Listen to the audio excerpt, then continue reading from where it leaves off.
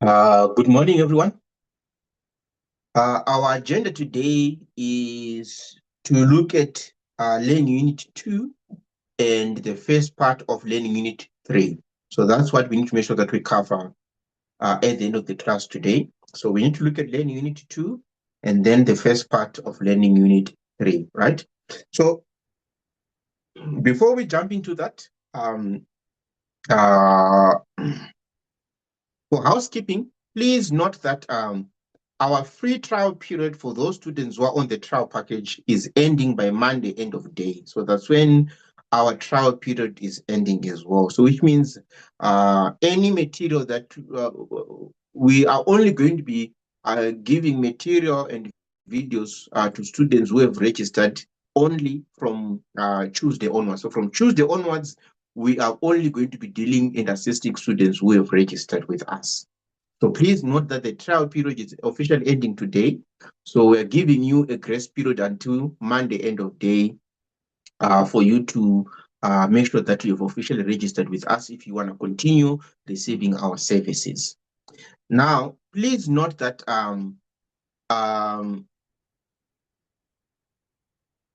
we have an assignment that is due on the the first assignment, which is assignment 1, is due on the 29th of May.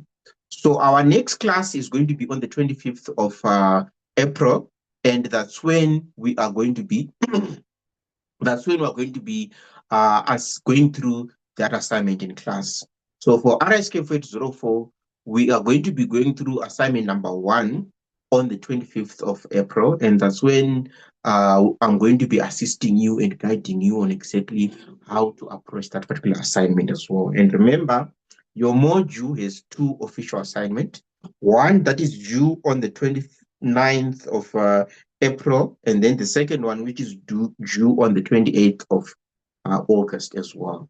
So which means how we are going to approach these assignments, that we are going to be setting aside classes for us to go through these assignments. So which means assignment number 1, we're going to look at it together in class on the 25th of April, so that you have exactly a month to now look at an assignment individually. So how we approach these assignments is that we go through the assignment with you in class so that you know exactly where the material is covered in the textbook, what is the relevance of this material, and then we also now guide you on exactly how to answer these questions as well. Then we prepare a template that you can use as a guideline so that you are able to make sure that you are in line with how you're expected to answer the questions as well.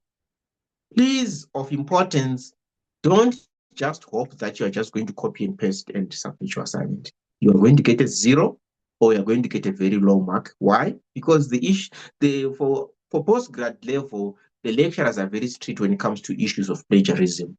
So the reason why we give you this material is to give you as a guideline to say, yes, I've shown you where this material is covered in the textbook. I've shown you exactly how this material links to the question in the assignment. And then this is ideally the direction that you need to take. You now need to make sure that you are now able to sit on your own and make sure that you answer the question and also make it your own work as well. So don't just copy and paste. Make sure that you also make it your own work. After the class, I will also supply you with an email that we use, because remember, for those students who are going to be afraid that maybe they want to make sure that I review their work before you submit your work as well. I'm always available to review your work to make sure that you're in the right direction before you submit your work officially with the lecturer as well. So after we go through the class for the assignment as well, I'm also going to make sure that I share the assignment, the email with you, where before you submit your work, if you want me to review your work to make sure that you're going in the right direction, I'm going to make sure that I also review. When I review your work, I'm not trying to give you additional points to make it 100%, for you to get 100%. When I review your work, given that I've already given you the guidance of exactly what you're expected to do, when I review your work, I'm just making sure that whatever the points that you're giving are in line or in the right direction on exactly how your answer should be answered as well. so that if you're going to be hitting a tangent, I'm also going to be correcting you to say, here you're hitting a tangent, or here you're going in the right direction. So it's basically to do with the direction on how you're approaching that particular assignment as well. So please make sure that when I take note that when I review your work, we are going to be moving in that particular direction where I'm going to be checking to ensure that you're in the right direction as well. So please keep that in mind. So the 25th, which is the next class, we are going to be concentrating on assignment 1. The whole class is just going to be us looking at assignment 1 as well. So that's, and remember, by the time we get to the 25th, it's we're going to be concentrating, we're only going to be concentrating on students who would have already officially registered with us as well. So please note that if by Monday end of day, you have already officially registered with us. If you want to make a payment plan with our admin as well, you can also communicate to make a payment plan with our admin as well. But we need to make sure that if you want to continue receiving our services by Monday end of day, you would have registered officially with us and you would have filled in the registration form, so that if you want to make a payment plan, you can communicate with our admin and also make a payment plan where you're indicating exactly when are you able to make your first payment as well. Because remember, we give you between now until end of December to settle your fees. So the annual fee that we charge as well, we give you between now until end of December to settle that fee. So you can pay it on an installment basis. But the most important thing is that if you are going to be paying on an installment basis, you need to communicate with us exactly when are you going to be making your first payment as well. If you're going to be paying on a monthly basis, you need to indicate that to us as well. So you need to make sure that you communicate with our admin. All right. Now, with that in mind, our class today, we are going to be looking at Learning Unit 2, and then we're going to look at the first part of Learning Unit 3 as well. Now, when we look at Learning Unit 2, you will see that Learning Unit 2, we look at industry risk. So for Learning Unit 2, we look at industry risk.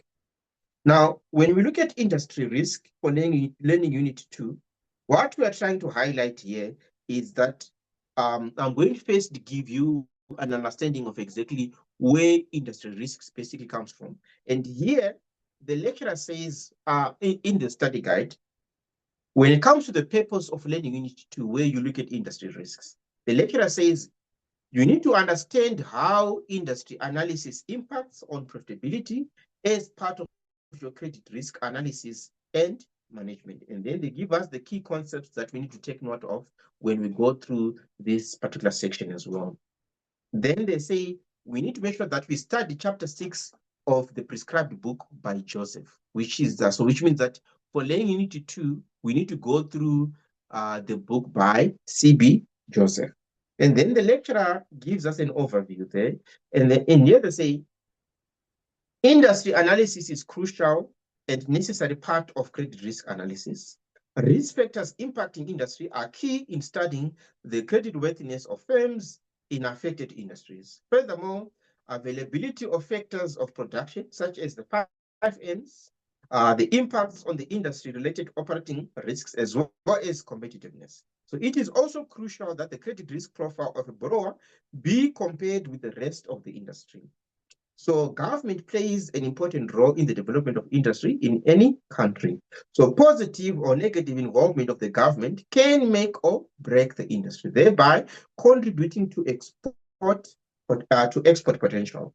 So lack of government support can therefore impact negatively on the potential of the specific industry to grow, as indicated from C.P. Joseph as well. Then under this section, so that's basically what we need to make sure that we take note of as well. So when you look at industry risk, right? When you look at industry risk, where industry risk fits in when you look at the overall risk faced by an organization, right? Where industry risk fits in is that we're saying, remember, we're now looking at Learning Unit 2, right? Now, when you look at Learning Unit 2, where industry risks comes in is that, remember we say that we have as a basis, we have the relationship where we have the parties who have excess funds. So the main thing there is that we're going to be looking at the relationship where we have parties who have excess funds, and then these parties who have excess funds, there are those parties who have a deficit of funds.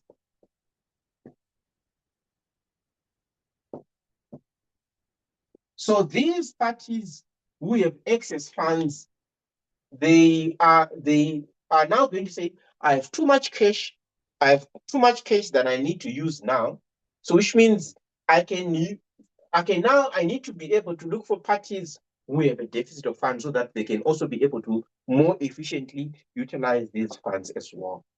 So which means, looking at this interaction, this is where you find that we have, so to ensure that the parties who have excess funds are able to give these funds to the parties who have deficit of funds, the machine that makes this interaction more efficient is where you find you have what? Financial intermediary. So this is where you find the financial intermediary. So the financial intermediary ensures that the parties who have excess funds, they interact with the financial intermediary, who now in turn make sure that they're able to interact with the parties who have what? Have a deficit of funds as well. So now, when you now look to see exactly where credit risk comes in, we are now going to say, when you now look at this relationship between the financial intermediary and those parties who have deficit of funds, the financial intermediary gives funding to these parties who have a deficit of funds. And this funding can be through investments, or it can be through what? Investment in securities, or it can be through different types of loans as well. And then, in turn, for the funding, which is the principal amount that is going to be given to these parties who have deficit of funds, and in return, they commit to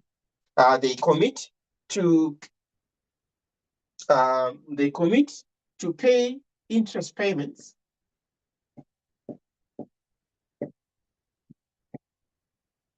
and pay back the principal amount when it falls due.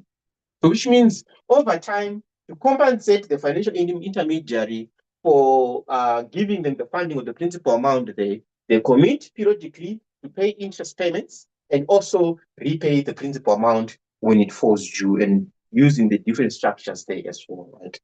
Now, looking at this interaction as well, we see that now the question becomes, so the parties who have a deficit of funds, these are the parties that we say that these are the borrowers, right? So these are the parties who have a deficit of funds. These are the borrowers. Or we also, in the textbook, they also refer to them as obligor. So the parties who have received these funds, we refer to them as borrowers. And in the textbook, they also refer to them as what? As borrowers, as obligors as well. So if you see the term obligor, or you see the term borrower as well, they are using it interchangeably. So which means, from these borrowers, this is where credit risk comes in. So from these borrowers, this is where credit risk comes in. And the credit risk there is the risk that these parties who have borrowed funds, is the risk that they might not pay the interest payment when they fall due, or they might not pay the principal amount when it falls due. So that's basically what you mean when you look at credit risk. The risk that these parties who have borrowed money, they might fail to pay the interest payment when it falls due, or default on the interest payment, or they might default on the payment of the principal amount when it falls due as well. Now, looking at this relationship as well, going further with this relationship, Now we are now trying to check to see exactly. So this credit risk, how do we break down the different components that makes up this credit risk as well? And we're saying in simple terms, as described in CB Joseph, in simple terms, this credit risk can come in two main forms. So this credit risk can come in two main forms. It can be business risk,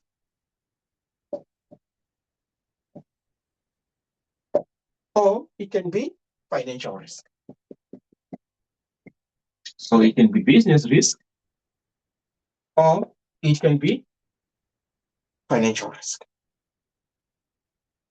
Now, when you look at business risk, how they discuss it in CB Joseph with regards to business risk, they break down business risk into three main components. Remember, I'm looking at how they discuss it according to CB Joseph. So they look at it from an external risk perspective, and then they also look at it from an internal risk perspective. And then they also look at it from an industry risk perspective. So they look at it from an external risk perspective, they look at it from an internal risk perspective, and then they also look at it from the industry risk perspective. And then they also look at analysis of financial risk as well. And when you look at analysis of financial risk, this is where you look at ratio analysis. And this is where they look at ratio analysis. So you see that industry risk, from an industry risk perspective, this is what we're covering in chapter 6 of CB Joseph. So when you look at in chapter 6 of CB Joseph, we're looking at industry risk, which is a component of the different types of credit risk that you are expecting to encounter as a provider of financing. So as a provider of financing, there are different types of risks that you are expecting to encounter. And when you look at industry risk, it's one component of the different types of risk that we are going to be encountering as well. Another, when you look at financial risk, we're also going to look at this when you look at chapter 8. And we're going to have a specific chapter, we're going to look at have a specific study unit where we are going to be looking at chapter 8, where we are going to be analyzing financial risk. And when we look at financial risk from a credit risk perspective there, we are going to be concentrating more on ratio analysis, which is what is covered in chapter 8 of CB Joseph. So this is how you look at the breakdown of credit risk. And this is where industry risk that you are looking at as well falls in when you look at the bigger picture of credit risk analysis. Remember, Rsk4804, we are concentrating on credit risk. So Rsk4804, we are concentrating on credit risk. So when you look at credit risk there, what we're looking at today is one component of the credit risk, mainly coming from the business risk faced by the supplier credit. Are we on the same page? Any questions? So now that we know where industry risk falls in to the bigger picture in analyzing credit risk, which is what we're doing in Rsk4804. Now that we see exactly where industry risk comes in as well, we now need to understand exactly, so how do we now analyze industry risk and where does it come in when it comes to affecting the profitability of the business? And remember, we said, when you look at Rsk4804, unless otherwise stated, you are looking at credit risk analysis from the perspective of supplier of credit. So as a supplier of credit, for example, as a bank or other financial intermediaries as well, you are going to be looking at it to say, as a supplier of credit, how do they analyze this credit risk? So from an industry risk perspective, they're now going to say, in analyzing the industry that this borrower belongs in, so you need to understand the risk that you're facing from a credit risk perspective. We need to make sure that we analyze and understand the industry that this obliga belongs in. Because if you understand the industry that they're operating in as well, we are able to have a good understanding of exactly. So when from a macro perspective, when you look at the industry that they're operating in as well, what are the risk factors that we need to look out for, which can also affect the borrower's ability to pay the interest payments when they fall due, and also affects the borrower's ability to pay the principal amount when it falls due. So industry risk there, we're looking at the industry in which the obliga belongs to. The obliga, which means that from our perspective, when we give you money, we want to understand this industry that you're operating in as well. How are the current conditions affecting your ability to service financing that we give you? Because it's very, very important to understand your industry, because your industry, from a structural perspective, would, no matter how good you are now, if we don't understand the industry that you're operating in, it means structurally, if anything happens from a macroeconomic perspective, whether you're operating well and you do everything by the book as well, you might also end up being affected by what is happening within the industry that you're operating in as well. And because of this, it's very, very important for the supplier of credit to understand the industry that the obliga belongs in as well. So that's what we're looking at today. Now, looking at this, they say, so now that we are going to be looking at industry analysis, we are going to be looking at chapter 6 of CP Joseph, which looks at industry risk. And under this, they say on section 6.1, understanding obligas industry or market. And here they say, when you're understanding the obligas industry or market, we need to look at sector best to have a better understanding of the industry or market that the obliga is belonging to.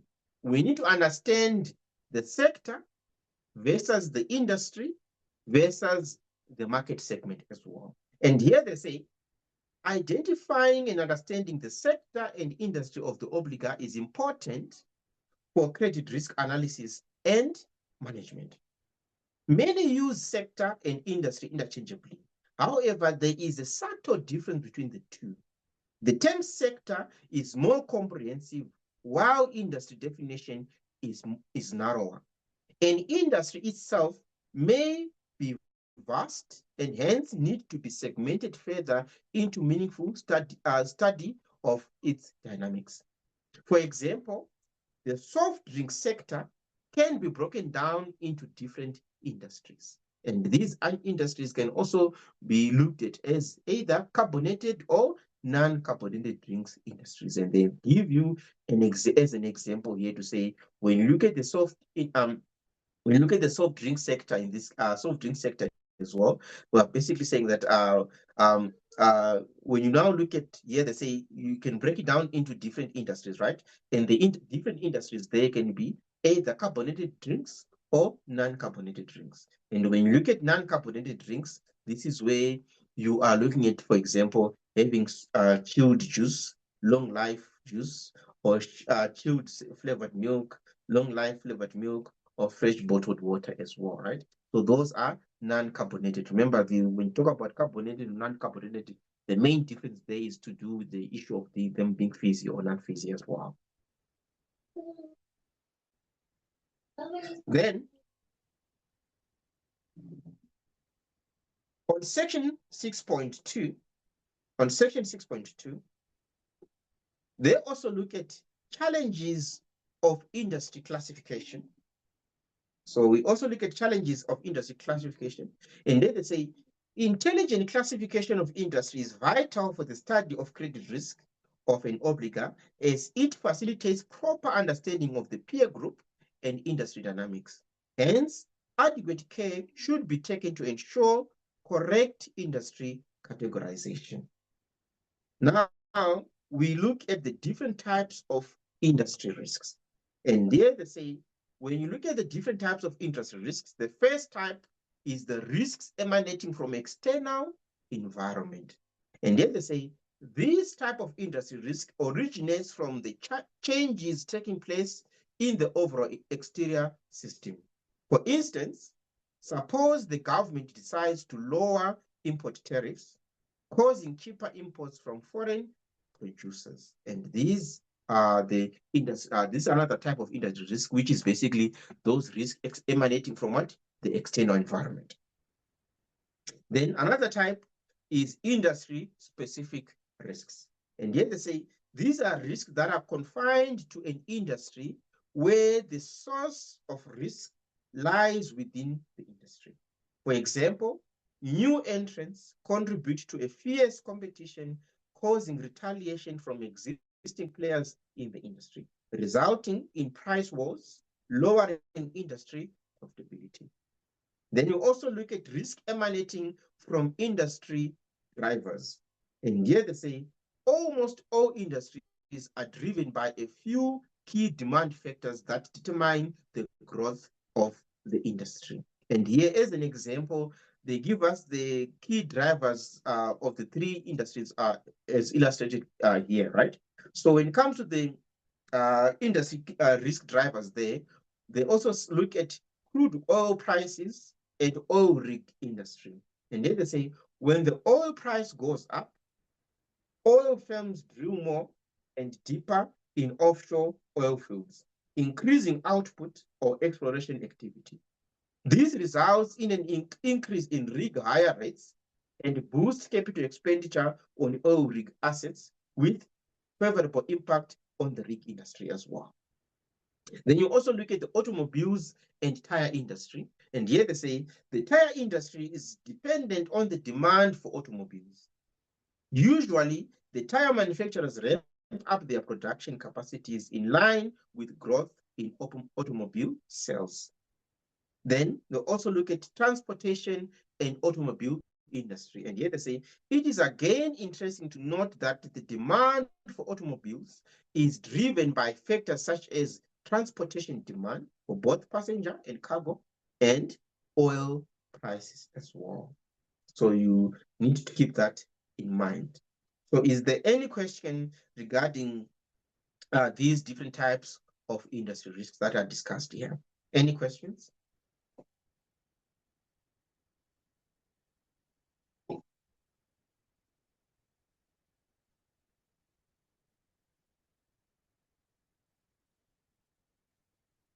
Next, we look at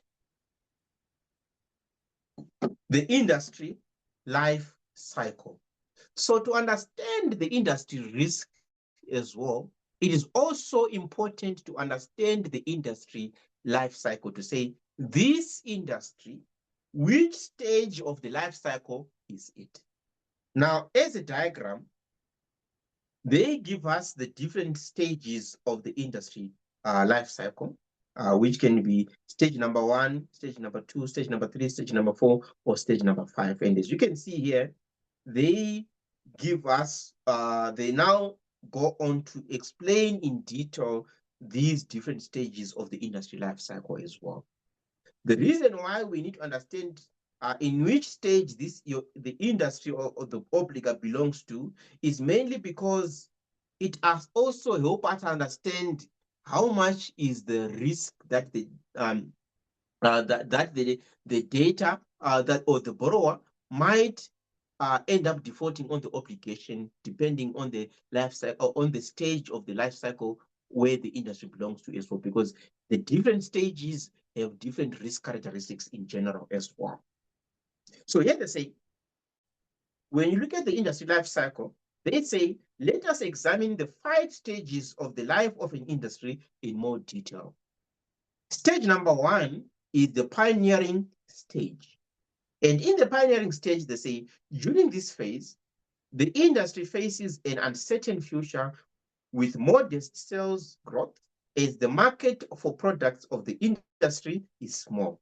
So markets are still to be developed, while prospective beneficiaries of the products are to be informed and educated. I'm going to read the rest of the paragraph there. So the removal of initial apprehension or hesitation is yet another aspect of this stage. So evidently, the operating risk associated with this stage is immensely high with doubtful, if not negligible, profitability or low sales. So what does that mean? If the operating risk is very high, and when you look at profitability is very negligible, mainly because profitability is driven by what? By sales volume as well. So in general, what we are saying here is that if your obliga is within the pioneering stage, there is also a very high risk of default on their obligation as well. Why?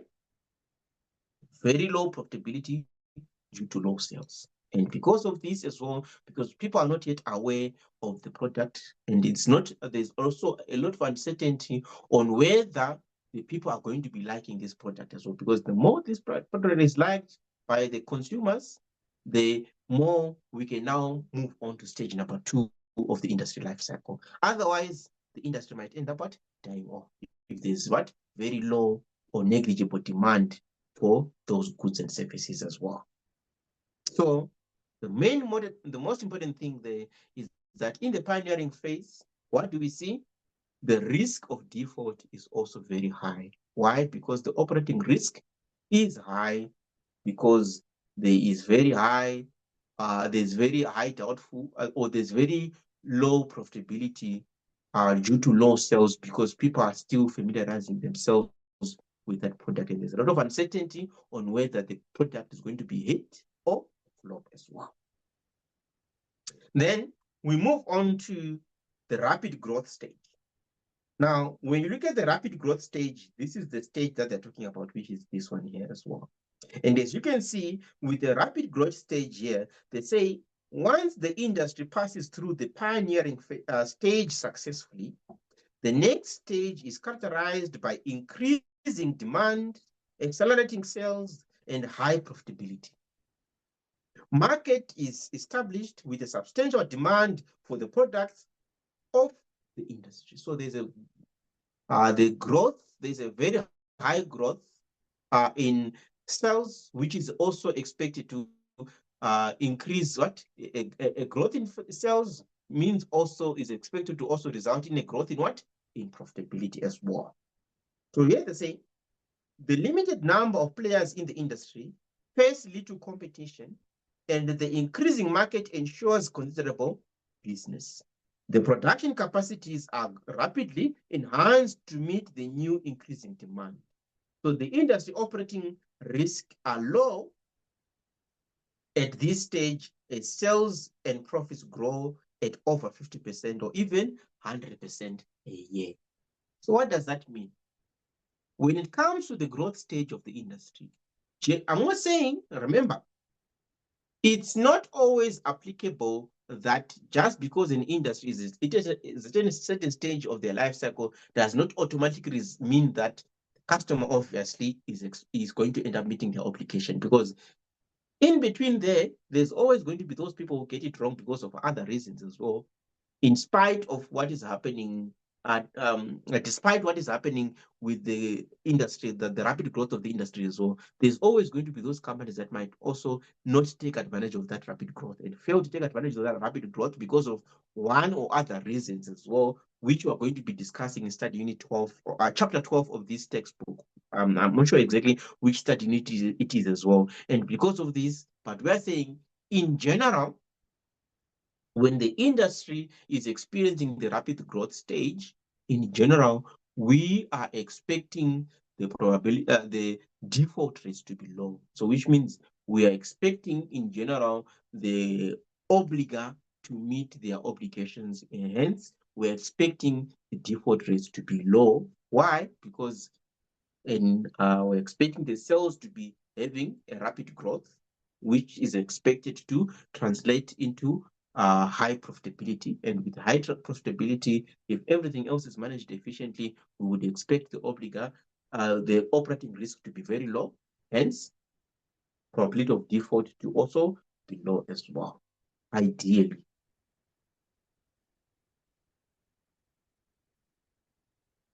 On the next phase, this is the maturity growth phase. So the next phase would be the maturity growth phase.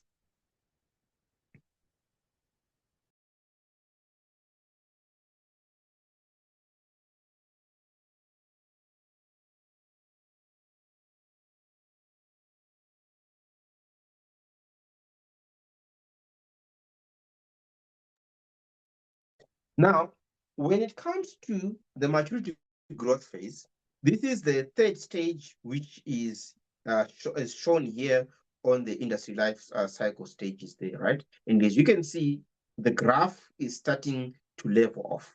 After the rapid growth there, the graph is starting to level off as well.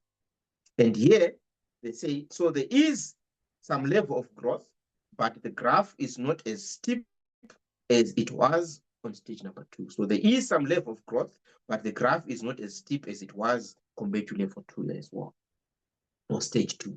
So with maturity growth stage, they say at this stage, the sharp growth in sales and profits vanish as demand slackens with a steady pattern emerging. Attracted by the success of the few players in the growth stage, many new entrants emerge in the industry, which also cause the profitability to drop to normal levels. So sales growth remain above the economic growth rate, but no longer accelerates. So with the maturity growth stage, we are saying there is some level of growth, but this growth is not accelerating at the rate where it was as well. So which means we're not expecting there to be rapid growth as we're seeing or experiencing stage number 2. There is going to be some level of growth, but it's starting to stabilize as well. So that growth is starting to stabilize. And why is that growth starting to stabilize? Because we know these trends as well, that in every market as well, when a particular business idea is catch fire as well, what do we see? Many people want to jump onto that particular wagon as well. And as these people start jumping onto this particular wagon as well, they are now starting into the market share of these other early beginners as well. As they are eating into the market share of these other early beginners as well, what do we see? It also means that we are expecting the sales growth to start slowing down. And at this stage, the sales growth is basically starting to slow down as well. So which means that we are now starting to reach a maturity growth phase. So here, it can go either way, because we are basically saying that in the maturity stage, we are now starting to see that although the probability of the operating risk is we're now starting to see that the operating risk is starting to increase. Why? Because we are no longer having sales revenue as high as it used to as well. And we know if our sales revenue are not as high as they used to, it also means that our earnings before interest and tax is also not as high as it used to as well. And what does that mean? It also means that when you compare your earnings before interest and tax to your interest obligation, at the rapid growth stage, the multiple rate is very high. But when you get to the maturity growth stage, the multiple rate, when you look at the relationship between the earnings before interest and tax and your interest expense, the rate or the number of times your EBIT is covering your interest expense is basically slowing down as well. And as it is slowing down, it also means that this translates to an increasing in what? Operating risk. And also this translates to an increase in the risk or the probability of default. Reason being, we are not covering our interest obligations as much. And also, it also means that there's also a higher risk that we might also end up fail to pay the principal amount when it falls due. So which means at the maturity growth stage, we are basically saying that we are starting to see a creep in the increase in operating risk, which means also the probability of default is also expected to start increasing in general when it comes to that particular industry as well. But remember, we are analyzing this industry in general. So which means that we are having from a macroeconomic perspective, we are analyzing the industry, but not specifically the obligor. So that from our analysis of the industry, we can now say, okay, based on where the industry is, what is the growth as well that is being experienced by our obligor as well, so that we're able to have a better understanding to our specific obligor as well. Then, after the maturity growth phase, this is where we are now going to be having stage number 4. And stage number 4 is stabilization. And as you can see, when you look at stage number 4 there, there is we are not we're not necessarily expecting an acceleration or a very high growth when it comes to the industry compared to the general economy as well. And yet they say in this stage, which is probably the longest phase, the industry growth is almost identical to that of the economy. So which means you are going to be comparing the industry growth rate to the, for example, economic indicators as your, for example, gross domestic product as well. And here they say, while the sales move in tandem with the economy, the individual firms in the industry vary in profits depending upon the management capabilities. So depending upon the barriers to entry, the intensity of competition varies, while the profit margins and rates of return on capital of individual firms eventually become more or less equal. So firms in the industry that earn better than the industry profitability ought to have distinct sustainable competitive advantages, which will be discussed in the next chapter as well.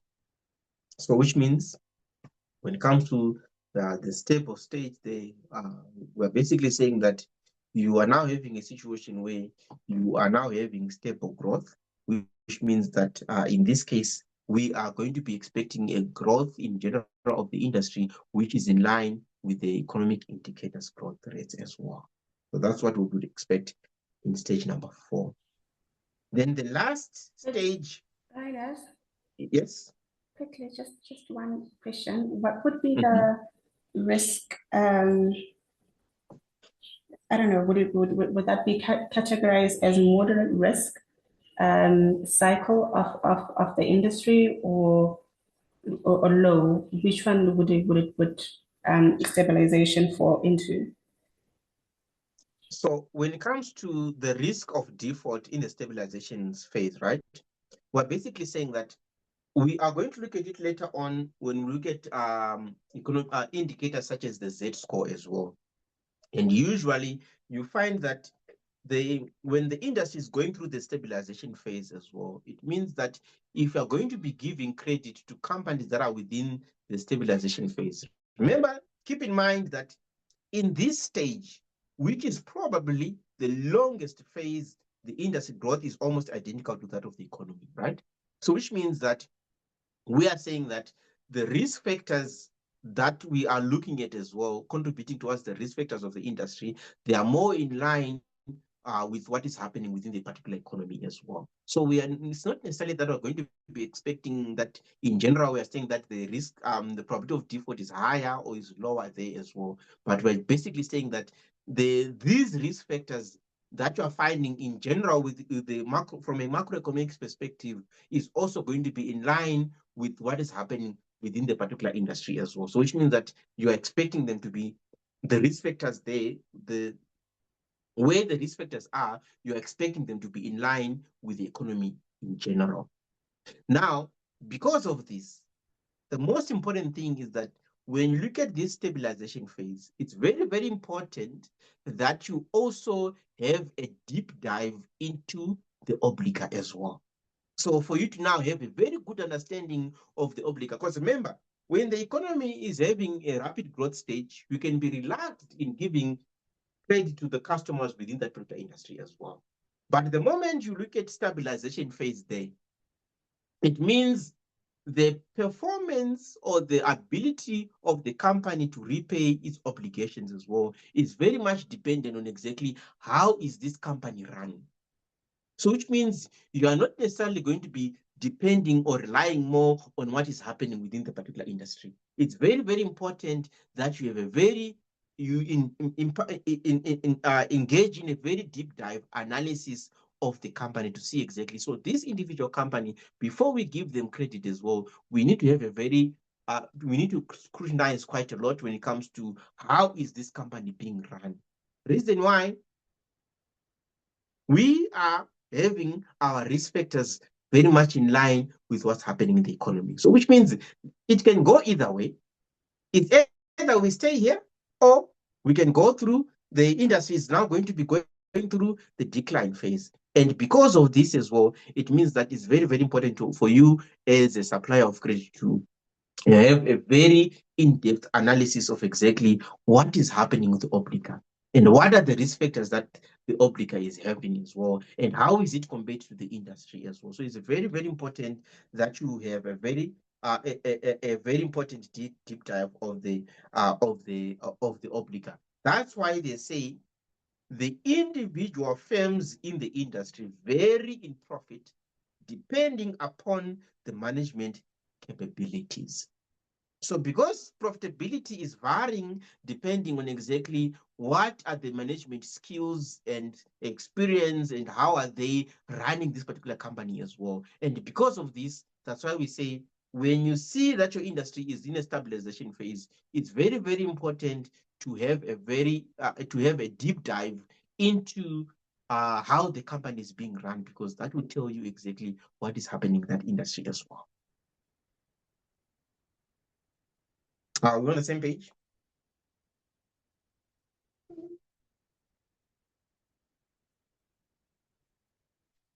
Now, we also look at the last phase. Remember, the last phase is what we are now seeing in stage 5. And as you can see, in stage 5, it's downhill, isn't it? In stage 5, it's downhill. And remember, this is why stage 4, when an industry is in stage 4, it also means that if you're going to be giving credit there to the customer and you're not sure exactly what is happening, you need to give that credit with a lot of caution, because the moment the industry starts going down here, it means the operating risk is also increasing, which also means the probability of the obliga defaulting on their obligation as well is also higher as well when the industry goes through decline phase. So here they say, when you look at the decline or death of the industry, they say the demand moves away from the industry and sales growth gives way to decline. So better and new substitutes, changes in consumer tastes and choices, and new technologies are some of the reasons for the decline and demise of the industry. So whilst cassette players spelled the doom for gramophones, computers pushed the punched card industry into oblivion. When you look at the punched card industry, this is where you look at, for example, the use of typewriters as well. So here they say horse-driven carriages versus automobiles, pagers versus mobile phones are some of other examples. So evidently, operating risk at this stage tends to be on the higher side. So here they say the industry life cycle establishes a powerful link to the overall growth pattern and establishes operating risk levels. So generally speaking, while the growth and stabilization stages can be considered to be low or moderate risk stages, the introduction and decline stage are high risk categories. So it's very, very important that you analyze and understand in which stage of the industry life cycle is the industry that your obliga belongs to as well. So is there any question regarding the industry life cycle before we move on?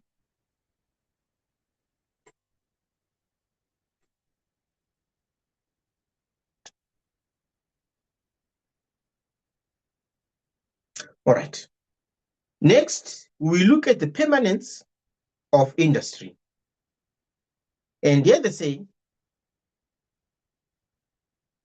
having credit exposure to industries which are on the decline or being phased out involves high risk, which should be avoided unless strong mitigants are present.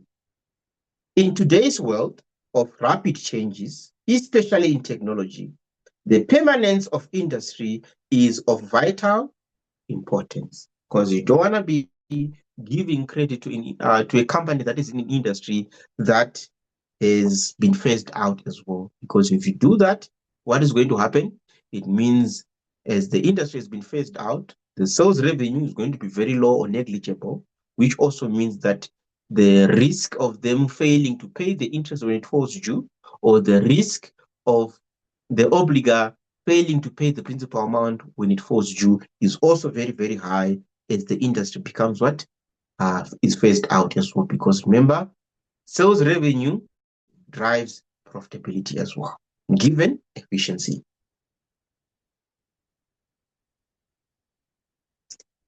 Another factor to take into account when you look at industry analysis is where you look at the level of government support. So when you look at the level of government support, we are saying those companies that experience high level of government support, or those industries that experience high levels of government support, it means that if anything goes wrong in that industry, we would expect the government to what? To subsidize them as well. Hence, if they are being subsidized, there is also a higher a chance that they are also going to be able to meet their obligations when they fall due as well. So which means if the industry that you are giving the obligor as well, that you're supplying the obligor to as well, if there's a very low level of government support, it means also that there's also going to be, if anything goes wrong, there's also a higher chance that they might also end up what? Failing to recover from any economic situations that might also arise as well. And we have seen this quite a lot when you look at what was happening during the pandemic as well, where during the pandemic, those industries which were given support by the government, they were able to weather the storm and also now recover, go through the recovery phase after the pandemic as well. But those industries that were not able to get any form of financial support, it means that they were not able to keep their doors open, or they were not able to recover during the period where for example, where economies, where we're going through shutdowns as well. If the industry was not getting any government support during the period where there was shutdowns as well, what does that mean? It means that they are not able to sell their goods or services to the consumers. So the sales revenue is negligible or zero, which also means that they are not able to meet their fixed expenses, which means that their going concern is also at high risk as well. So we need to check to see exactly, so what is the level of government support in the industry that the obligor is operating in as well. The more government support they are also having, the higher the chance that if anything goes wrong, the government might step in and also, for example, bail them out as well.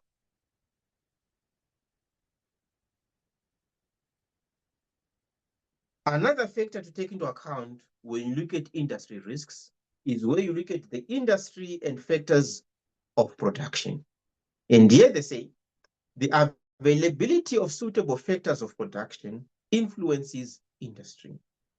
So land, where you look at the natural endowments of land, labor, capital, and entrepreneurship are the classic concept of factors of production. Some experts identify the 5 M's, which is the money, men, machine, material, and management, as the production factors. So risk related to the factors of production are vital as they indicate competitiveness, especially on a global scale. And just to read up to the end of the paragraph there, they say natural advantages such as proximity to raw material may affect the success of the industry in a particular country or area, while labor conditions may be the success factor of another industry in another country. So of the factors of production, capital or money supply is highly mobile, especially in recent times with the globalization process as well. And we've seen this quite a lot, where you look at the relationship between France and those West African countries as well.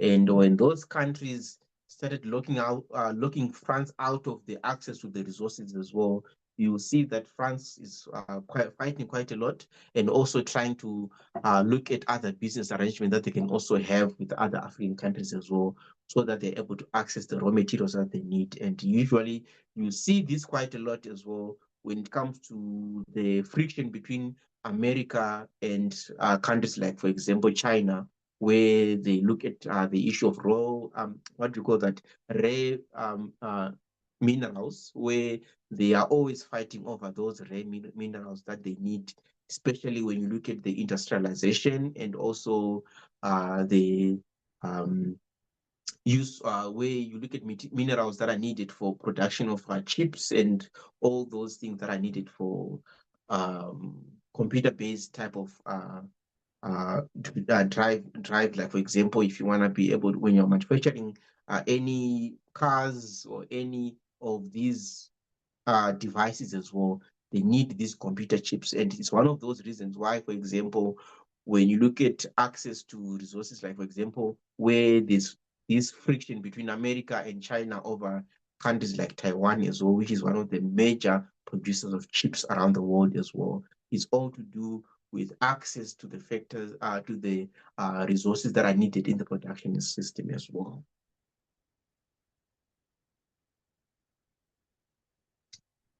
Now, another contributing factor to the industry risks is where you look at the industry and business cycles. And here they say, when you look at the cycles when you look at the industry cycles as well, they say you are going to be looking at the cycles where you look at cyclical industries as well as non-cyclical industries as well. Now, when you look at cyclical industries, they say an industry that moves in tandem with the business cycles is generally known as a cyclical industry. So the construction and chemical industries can be considered examples of cyclical industries. Now, when they talk about business cycles, this is where we are saying, so when we talk about business cycles, this is where we are saying, in general,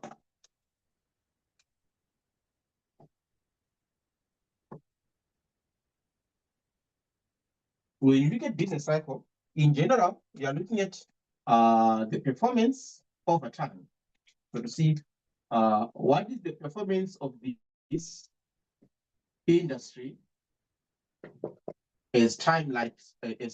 So which means when you look at business cycles there, you're saying in general, business cycles are something like this, where the businesses, they experience when the economy goes through the expansionary phase, and then when the economy goes through the recessionary phase.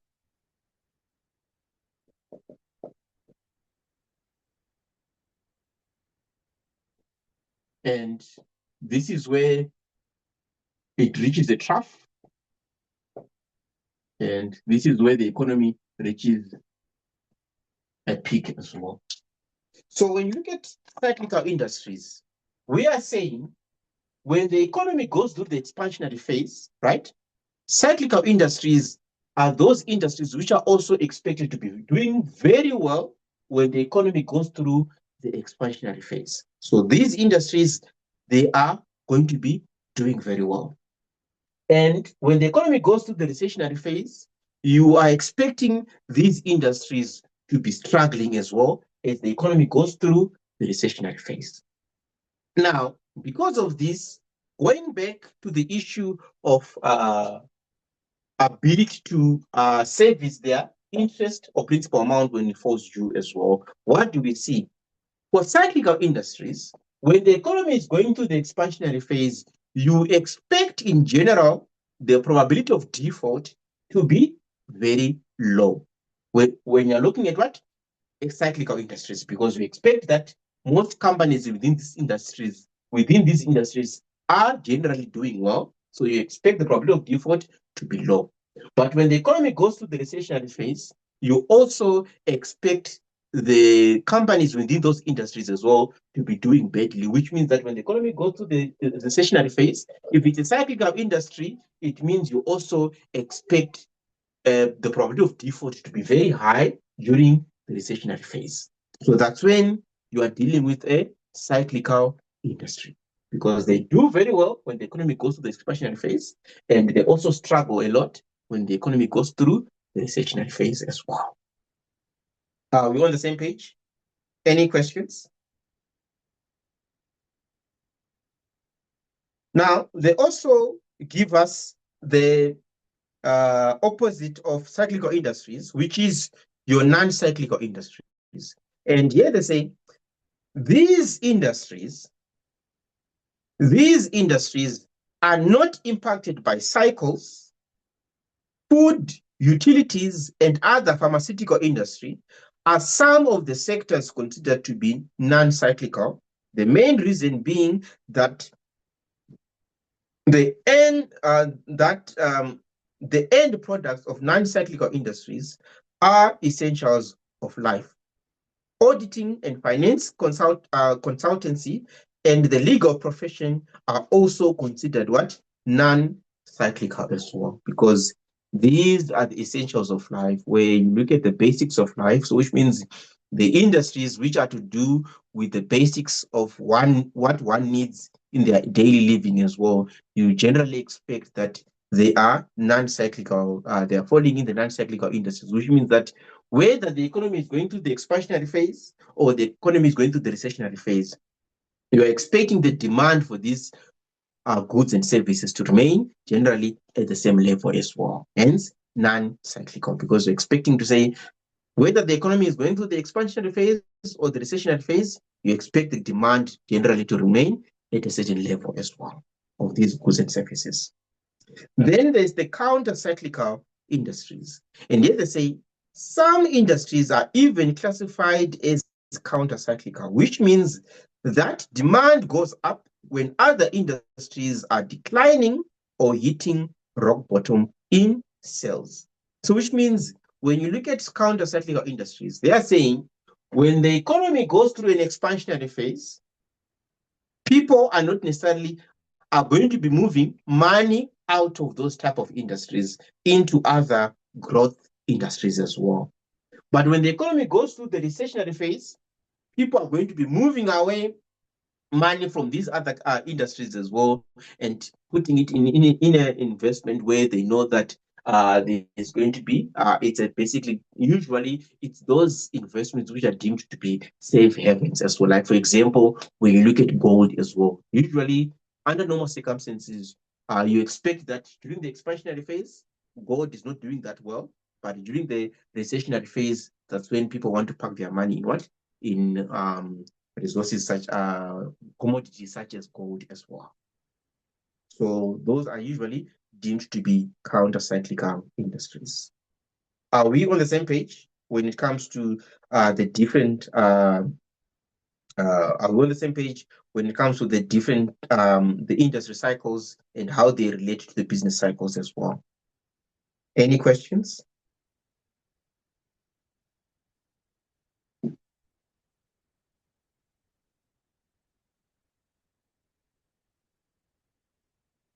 Next, we look at industry profitability or understanding industry profitability. And this concept is very important, reason being that there are different questions that the lecturer loves to bring coming, which are covering industry profitability as well. So there are different questions that the lecturer loves to bring, which are in covering industry profitability. So I'm going to go through this section with you. Then after the break, I'll just highlight a typical question which is related to the Porter's model as well, on how typically the lecturer loves to bring these questions in the exam. Reasoning being, when it comes to the Porter's 5 forces model, the lecturer loves to bring this question. Why? Because the typical question would be, pick a company or organization of your choice, which means automatically there, you are not expected to have the same answer as the next student. Then they can say, pick an organization of your choice, and then use the Porter's 5 forces to analyze that particular organization as well. So those are the typical type of questions that lecturers love to bring when it comes to ever since we had the pandemic, because remember, since the pandemic, the exams have been online. and which means that because the exams have been online, the lecturer for RSK4804 is allowed to bring these open-ended questions, which means that as they bring these open-ended questions, each student is expected to have a unique answer to the next student as well. And because of this, the lecturer allows to bring such questions in the assignments as well as the exam, because it makes it open-ended and you are not necessarily expected to have the same answer as the next student, because automatically they say pick or choose an organization of your choice, which makes it what? An open-ended question as well. Now, when you look at analyzing industry profitability, they say in order to study and understand a firm's profits and cash generation potential, an analyst should first of all assess the potential of the industry. Profitability of various industries differ systematically and predictably over a period of time. One way of analyzing an industry profitability is where you look at the Porter's 5 forces model. And with the Porter's 5 forces model, this is where the 5 forces, where you look at the 5 forces that affects the industry profitabilities, which can be affected by competition among the existing firms, threats of new entrants, threat of substitute products, bargaining power of suppliers, as well as the bargaining power of buyers. So we're now going to be looking at each of these forces individually as well. Now, first looking at the competition among the existing firms within the industry, which is the first force when it comes to the what? Porter's 5 forces. They say the main factors determining the intensity of competition among rivals within an industry are: one, the industry growth rate. The higher the growth rate, the lower the competition, as space constantly increases, enabling the accommodation of all players within the industry. So if the industry is having the rapid growth stage there, it also means that you also expect in general that the firms within that industry are also going to be accommodated, because as the industry is growing, it's also accommodating the growth in what? Of the firms within that industry as well. Then another factor is number of rivals. If rivals are few, as in the case of an oligopoly, an implicit understanding of rules of competition may be laid down to restrict competition to common advantage. And to explain this further, the best examples are that of Coca-Cola giants, Pepsi and Coke, and petroleum distributing companies. On the other hand, if their players are numerous and fragmented, competition tends to be severe as well. Then the other factor, when you look at the competition within the industry as well, you look at differentiation.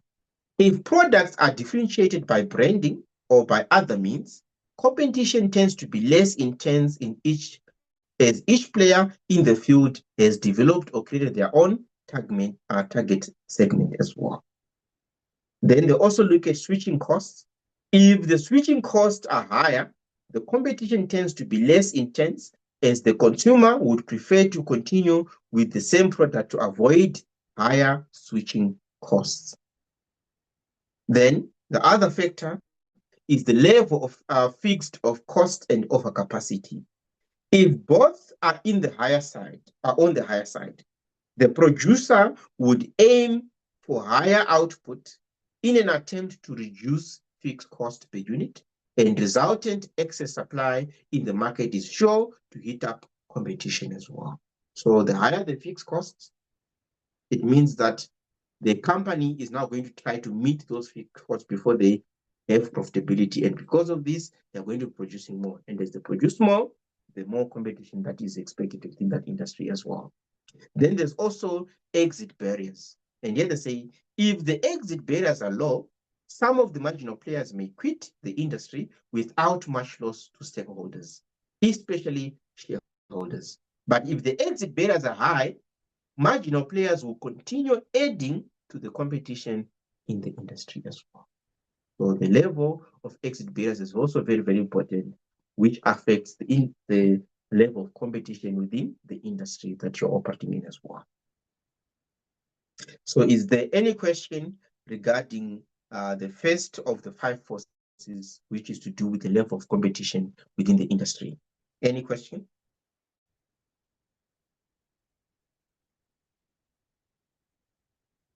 The second force is to do with threat of new entrants. So when you look at new entrants, how easily is it for other players to come into the industry and also do business in that industry as well?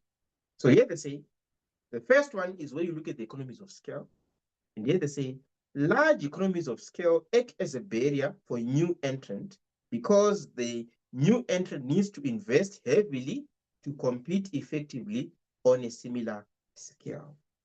Which means if there's an industry where you need to operate on a larger scale, like for example, electricity generation as well, it also means that if you are operating, it means that there's if the economies of scale is high, it also means that it also creates a barrier for new entrants to come into that particular industry as well.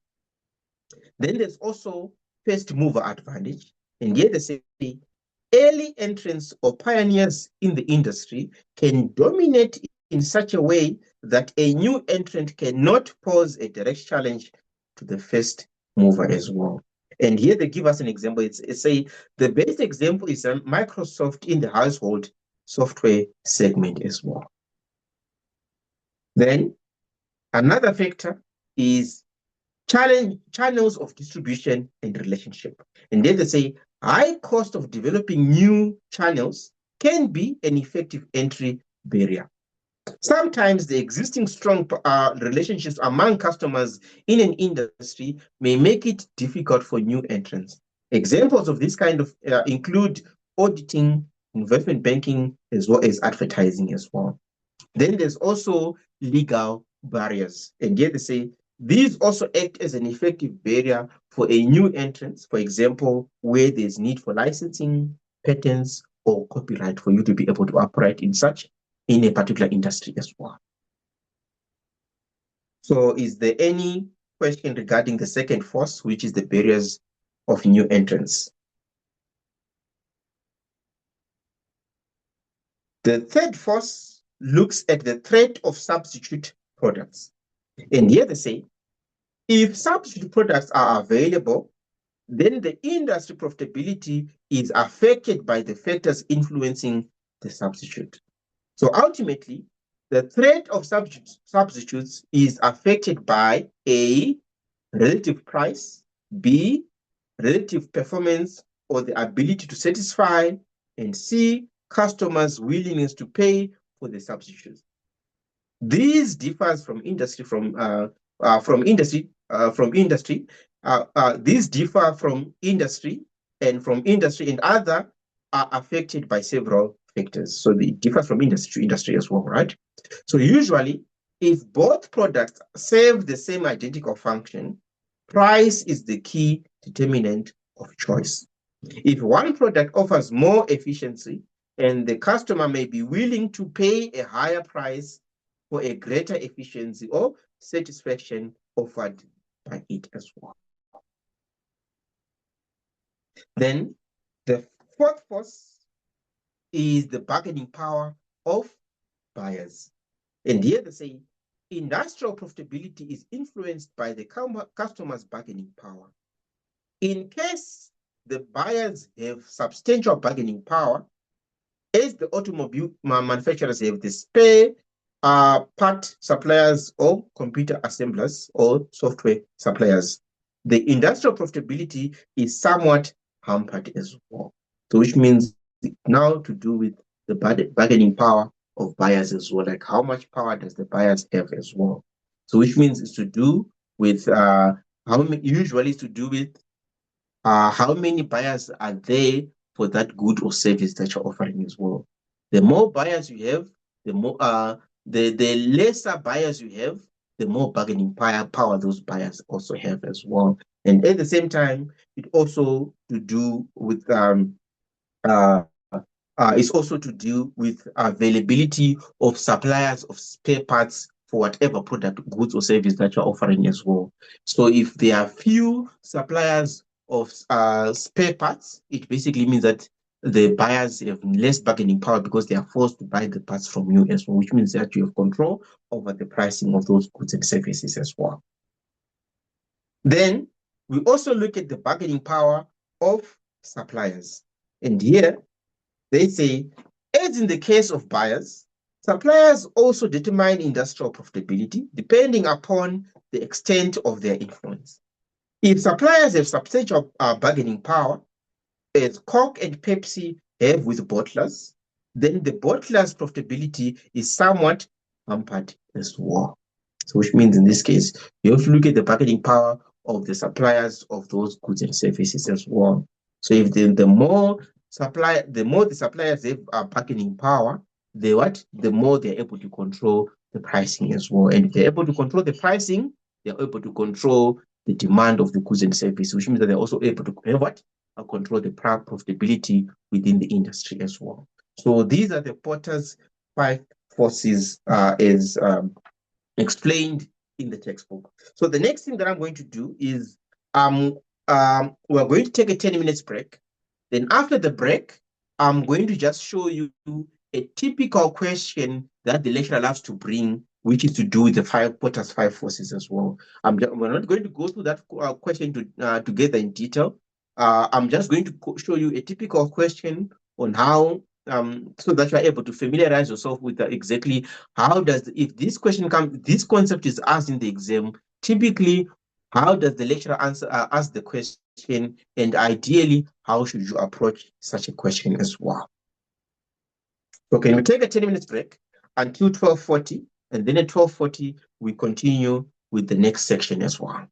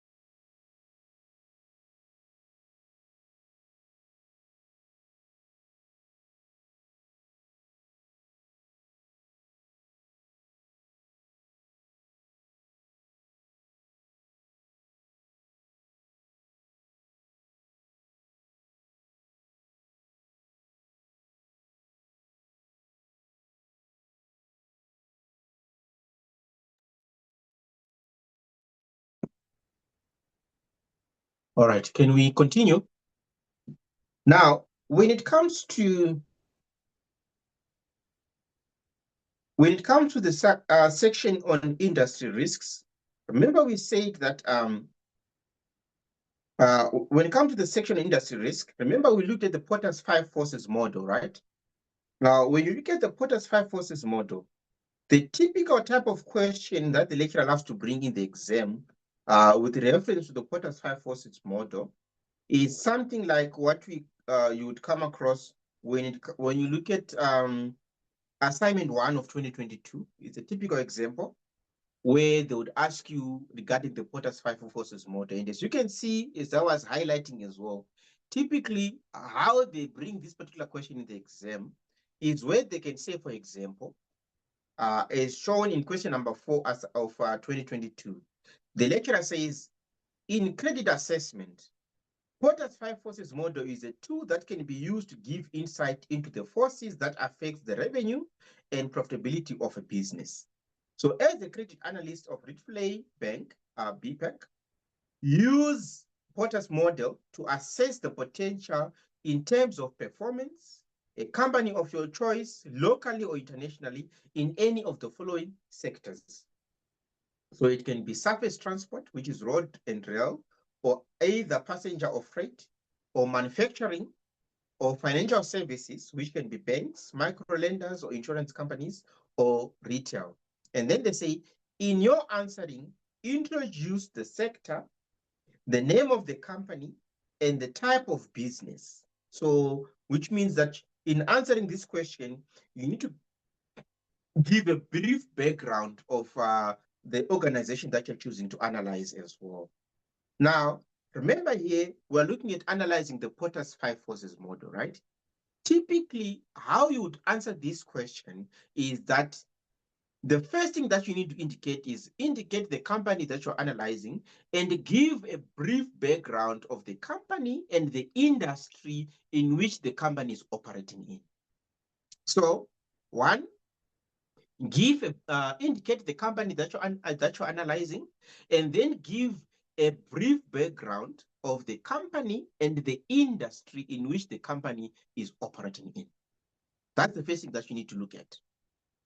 Now, after you do that, now for each of the 5 forces, you need to indicate the force that is affecting the company, and you need to indicate whether that force is moderate strength, or is low strength, or is what is highly affected by that particular factor. So which means you need to indicate this company, what is the effect of this force on the company? Is the company highly affected by this force, or is it moderately affected by this force, or is it negligibly or low? Is the effect of this force having a low effect on the performance of the company as well? So for each of these forces, you need to indicate that. Then, now, in your conclusion now, you now need to indicate as well, so how does the company, or how can the company be able to create a competitive advantage given the effect of this force? So you can put it, which means that you now need, as a conclusion, you now need to sum up everything together to say, so how can this particular company create a competitive advantage given the effect of this force as well? So there are different ways that you can approach it. As you can see, in this question, the lecturer gives as an example where the lecturer analyzes GWM when it comes to the 5 forces. So which means, remember, you are not necessarily expected to analyze GWM. Remember, you need to choose a company of your choice, which means the lecturer is now saying, if, for example, you analyze GWM, this is how you should ideally address this question. And as you can see, how the lecturer approached this question in his answers, they say, the auto industry is highly capital intensive, given the heavy investment that has to go into tooling, manufacturing, and distribution. So GWM South Africa is both a local and global player. We therefore need to understand the model dynamics are applied, how the model dynamics are applied to the company. So which means in stating the company and giving a brief background regarding the company as well, of the 15 marks, you are expected to get about what? 2 marks from there.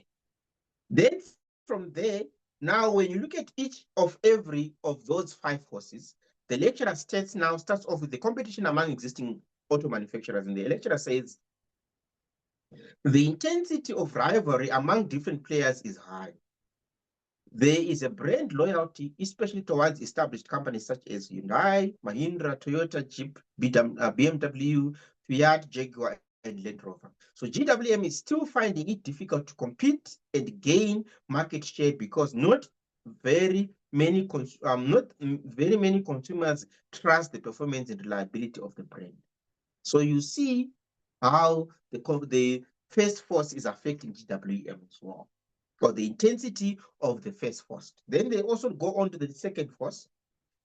Entry barriers are high due to capital intensity of setting up a manufacturing plant and dealer networks.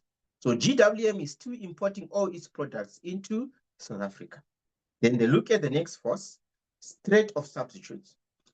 Other Chinese and Indian auto manufacturers are cheaper substitutes are flooding the local auto industry market. Further substitutes include public transport, bicycles, or motorbikes. Then they also go on to the next force, which is bargaining power of buyers. Buyers come from a broad range of sources, from government, fleet companies, transport and courier companies, and individuals. So those who buy in bulk negotiate higher discounts or approach the vehicle manufacturers. So profitability might therefore be hampered. Then they go on to the fifth force, bargaining power of suppliers. And then they say suppliers exist in critical areas such as component manufacturers. So the bulk of these suppliers, such as Bosch, GUD, etc., also provide similar services to other local and international vehicle manufacturing as well. So you see, for your discussion to each of all these factors as well, for each factor, the lecturer is allocating 2 marks. So which means 2 for the 5 forces multiplied by 2, you are already sitting at what? 10 marks. Then 2 marks coming from stating the company and the brief background of the company as well in the industry that it's operating in. That's another 2 marks of the 15 marks. Now, the last 3 marks now come from discussion of your conclusion. And here they say, when the forces above are applied to GWM, it is interesting to see how they would be able to overcome various challenges thrown at them by the auto industry. The threat of substitute is real, but they can focus on niche markets as well as product differentiation. GWM has just introduced a new and affordable P-series buggy. So buyers certainly have power. They can squeeze GWM for discounts. So GWM would relent because of eagerness to capture market share. So competition is still tough owing to preferences for manufacturers such as Nissan, Mazda, VW, Audi, and Toyota. So as GWM products are imported as complete units, suppliers are mostly for aftermarket components such as brake pads, alternators, starters, etc. So the supplier impact is therefore not much. So do you see that in conclusion now, you're now going to say, when given the effect of all these 5 forces as well, how can GWM be able to position themselves to be able to create a competitive advantage given the effect of these 5 forces? And you are expected now from the conclusion, the lecturer is giving you 5 marks. So this is a typical example of the discussion of the Porter's 5 forces and typically how they would bring this question in the exam as well. Are we on the same page? Any questions? Yes, I have a question, but I think you might have answered it. So my question was that, do we always include the 5 forces of model in every maybe company that we analyze? But I'm guessing yes is the answer.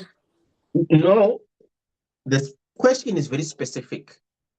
The question says, in credit assessment, Porter's 5 forces model is a tool that can be used to give insight into the forces that affect the revenue and profitability of the business. So here, already they're telling us that we need to use the Porter's five forces model to analyze this particular organization. Hence, so it's not all the time that when you're assessing a particular company, you have to go back to the Porter's five forces. It depends on exactly how are they asking you this question in the exam. And as you can see here, they are clearly guiding you to use the Porter's five forces model.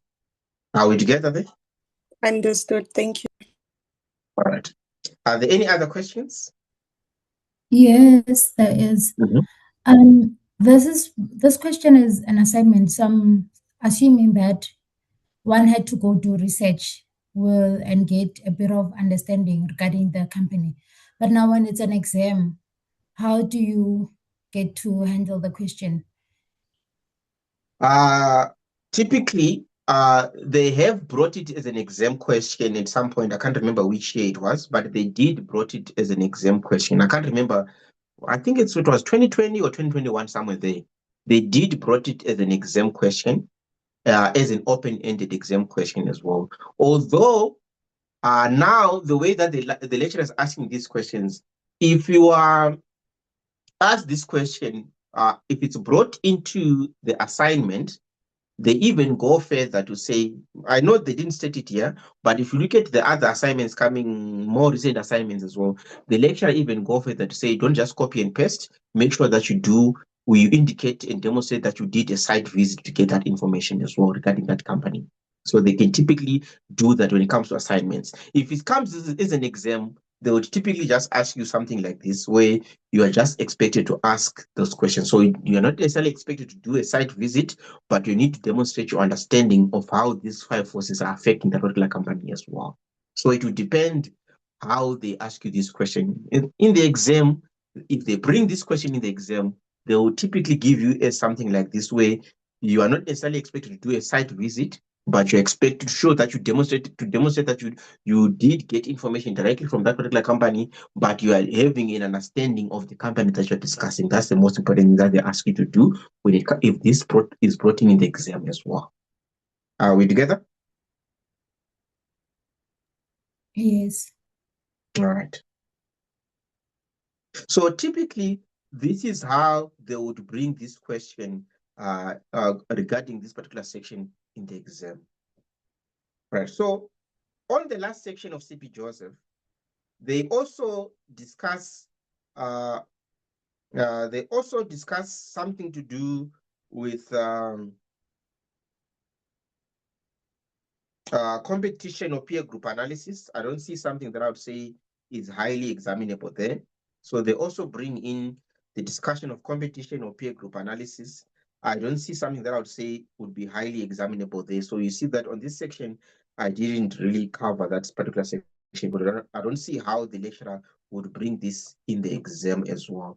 So this is where we come to an end when it comes to Learning Unit 2, which looks at industry analysis. So this is where we come to an end. And from Learning Unit 2, yes, they can ask you questions regarding other sections as well. But what can be problematic coming from Learning Unit 2 is where you look at the Porter's five forces, which means that if it comes in the exam, make sure that you follow and answer it according to how I've given you as an example of typically how the lecturer was expecting you to approach it as it was brought in the exam as well. All right. So on this note, let's end here when it comes to Learning Unit 2. Then we can move on to Learning Unit 3 as well. So we're now moving on to Learning Unit 3.